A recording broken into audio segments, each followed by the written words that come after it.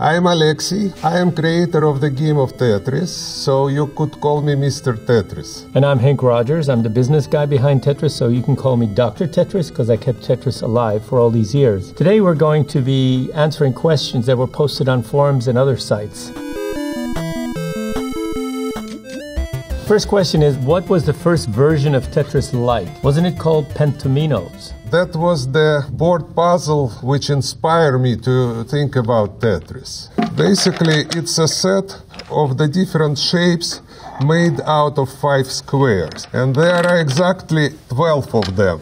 This is a tetramino and this is a pentamino. Tetramino has 4 blocks and a pentamino has 5 blocks. So I downsized 5 square to 4 squares. And we have much less pieces there, just 7 pieces instead of 12. If you had a playfield 13 columns wide, then you could just stack each piece on itself.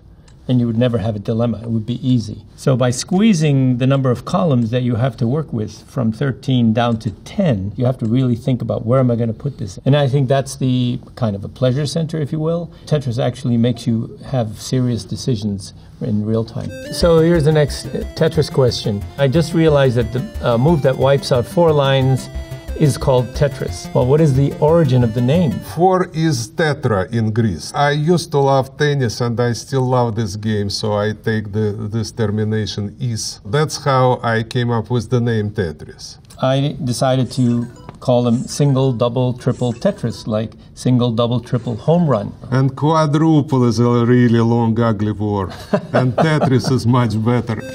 So the question is, what programming language was used to make the first Tetris? On Wikipedia, it just says it was made on an Electronica 60.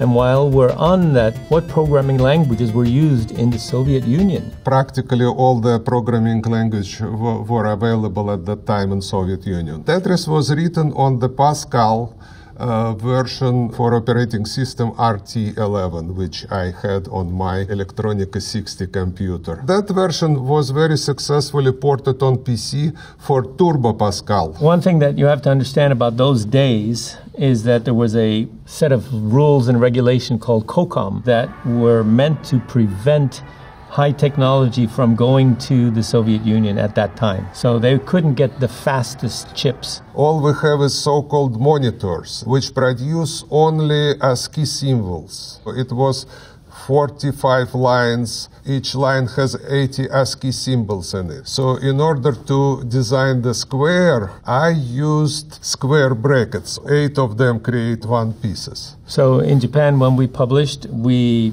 made Tetris in C for the personal computers, and there are 8 different kinds of personal computers. And for the Nintendo, it was 6502 assembler. So the question is, how did Tetris make the best song in gaming ever years back and has never been overthrown? That's not a question for me. My version of Tetris didn't have any graphics or sound on it. So in 1988, when I first published Tetris in Japan, I had no communication with Alexey or anybody on that side. And I knew that somehow that Alexey didn't want Tetris to be associated with the Cold War side of Russia at the time, or the Soviet Union at the time. And so I looked back in the history of Russia and found some folk songs. There are hundreds of versions of Tetris, and each one of them have slightly different set of melodies available. But the most popular are folk songs called Korobeiniki and Katyusha, which is not exactly folk song. They include the Tchaikovsky piece from Nutcracker into the Game Boy version. That's my embarrassment when during Tchaikovsky performance, small kids start crying, Tetris, Tetris. I have heard some club remixes of the Tetris music, and I think that's a nice homage. Tetris has become part of popular culture around the world, and I think that's a good thing. The question is, when you beat the Game Boy version, Russian dancers come out and a space shuttle takes off. What does that ending mean in the Tetris that I made for Nintendo, which predates the Game Boy version? So it's the family computer or the NES version. We had Russian Cossack dancers, and the idea was to have more excitement as you achieve more and more and more. And yet we are stuck with 64K or tiny little memory. I didn't have anything to do with the space shuttle and the rockets. They never asked me. Nintendo just did it. I saw the shuttle in my screen just once. I guess I played more Tetris than he did. So I could make the rocket come out plenty of times. But I used to be the world champion in this game when nobody else... There were a couple of weeks when nobody else had seen the game when he was the world champion. I wonder who designs the software that decides what Tetris piece to give you next. What was your random number generator? What did you use? Well, I used the standard one. I had some problem with random generator because it starts always with the same number. So I need to put some kind of another randomness to start this random generator. I have an interesting little story about that. Nintendo is going to master Game Boy Tetris. I got the version and I played it and I said, the pieces are not random. One of the pieces feels like it's coming out more than the others. So I got my QA people to count the pieces, and sure enough, one of them was, 40% more than the others. And I told Nintendo, this is not acceptable. They sent their programmer to my office in Yokohama, and we worked together fixing the random number generator. Basically, we add 1 the first time, then we add 2, then we add 3, then we add 4, then 7, then we'll go back to add 1, 2, 3, 4. And so we spread that spike across all the pieces, and then it became random. Today, we basically created something called the bag system. And the way the bag system works is you take the 7 tetraminos and you put them in a bag, shuffle, and then pay them out. Then you put them all back in the bag, and then you play them out again. So what that means is if the eyepiece comes out out of the first bag and the last out of the second bag, it's 13 pieces later, you're guaranteed to get another eyepiece. And so that guarantee means you always know that at a certain point the eyepiece is going to come out. Yeah, I kind of felt that the game lost something there, that fun part where everybody's watching you surviving at the top and then the eyepiece comes out and it's a big yeah. But if you already know that the eyepiece is going to come up, then it kind of takes away from that excitement, I guess. It provides a little bit more of strategic kind of spirit to the game, because you could build your profile in your mind before you actually do it. That's the strategy of the game. I have an interesting little story about that. Checking into a hotel and I have something to do with Tetris. And the guy goes, oh, why does it never give me the eyepiece when I need it? And I said, it's completely random. No, it's watching me the way I play, and it doesn't give it to you when I need it. I said, no, it's just randoms. No, I'm sure it's watching me. People attribute intelligence to randomness. So the question is, how many lines of code would Tetris be? And my answer is 1 if it's APL. That is very true, probably. My original code for Tetris contains somewhere between 700 and 800 lines. How long did it take you to code Tetris? I start with the very basic procedure to manipulate with the piece. And those procedure was done really quickly, maybe in 2-3 days, and I have something breathing on my screen. Breathing on my screen. Yes, the game design ideas start to come to me. They take maybe another couple weeks for me to program. Well, I was busy with some other jobs that time, so that was my spare time spent. I had a very simple prototype, just very basic matrix and the pieces appearing. No level structure at all. And frankly, I can't stop playing this ugly, very early version. I can't stop myself playing it. That was the point I realized that gonna be a very good game. Rotation was very inspirational procedure. You push the button and it just turns. Push the button, turns. The question is, do Tetris pieces have official names? I call them line, square, T, L, and the fucking weird one. Yes. I call all of them the fucking weird ones. But anyway, no. They all have just letters that we've associated with them, L and J, the T, S, and Z, the I and O. Everybody admired the 4x1 piece. Some professionals even call them angel and put small wings around it. My favorite piece is J, like that. This is my favorite piece. It can go this way or it can go this way. So the problem with these is they only fit in it one way. You can take this piece down here And because of the way that the computer works, it can go from this state to this state. It's called a T-spin. Somebody from Nintendo showed it to me once, and he was so proud that he did it. But it was embedded in the original version. Yeah, the T-spin was always possible, and you call it an artifact. It was just not recognized. When we started to recognize it, we started giving points for it. I wonder if the creators of Tetris get the Tetris effect. The answer is absolutely.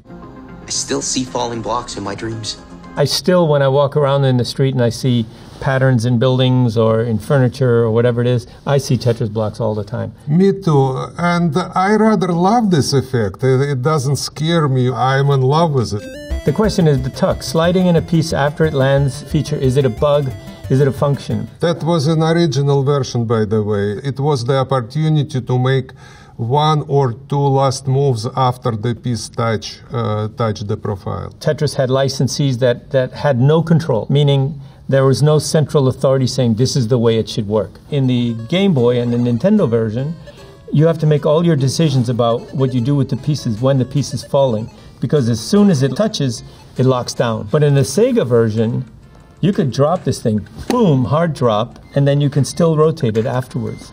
And you can still move it. You have, what is it, half a second, I think, from the time that it touches. And so when Alexey and I took over Tetris in 1996, we fixed it so that both Game Boy players and Sega players could play, which is, I think, a pretty good accomplishment. That was not easy to do because they're so different.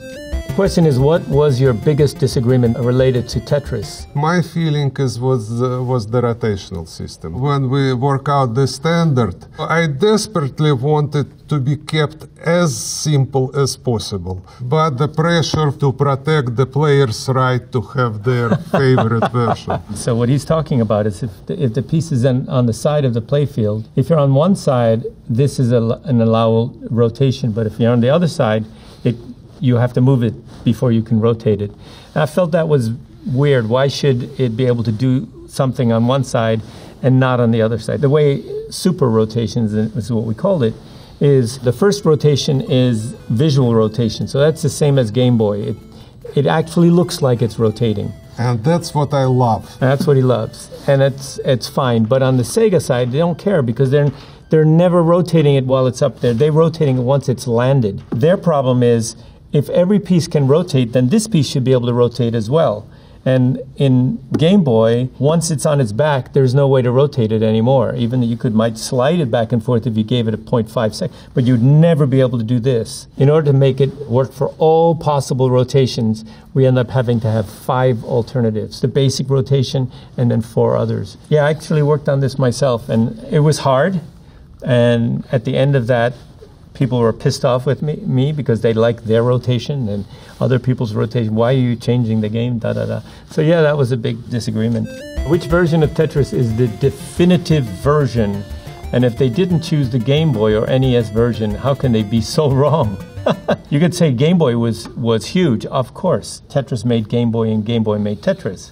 But if you go into the future, I, as a publisher, sold way more on mobile phone.